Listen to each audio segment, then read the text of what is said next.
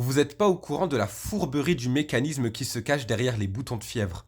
Dans cette vidéo, je vais vous expliquer pourquoi ces boutons désagréables arrivent spécifiquement quand vous êtes malade ou que vous êtes stressé.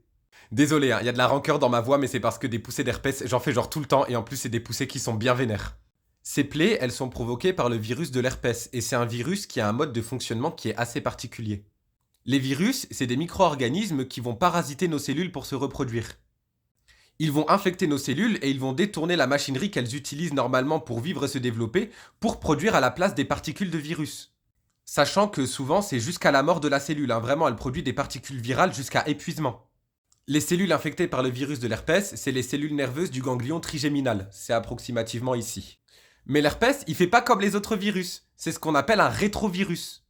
Le virus de l'herpès, il va pas infecter nos cellules pour les tuer. Ce qu'il va faire, c'est qu'il va prendre son patrimoine génétique et qu'il va le fusionner avec le patrimoine génétique de nos cellules. Vous avez un petit schéma ici. Le virus, il rentre dans la cellule, il prend son ADN et clac, il le rentre dans l'ADN de notre cellule. Ça, c'est une stratégie qui est extrêmement intéressante pour le virus. Au lieu d'essayer de se reproduire un maximum et de subsister que quelques semaines au sein d'un organisme, il va pouvoir rester dans un état de dormance caché dans nos cellules pendant des années et des années. Et ce qui est complètement fou avec cette stratégie, c'est que les cellules, quand elles se multiplient, elles copient leur ADN. Mais si l'ADN du virus est présent dans le génome, elles vont aussi copier l'ADN du virus qu'elles vont transmettre à leurs cellules filles. Le problème avec cette stratégie, c'est que ça rend le virus extrêmement dépendant de sa cellule hôte. Si la cellule, elle meurt, il meurt avec. Par conséquent, le virus de l'herpès a développé cette stratégie très fourbe de quitter le navire avant qu'il ne coule.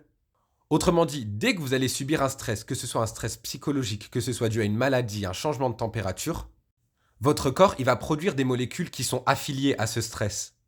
Ces molécules, ces signaux, le virus, il est capable de les percevoir et quand il les perçoit, il se réactive.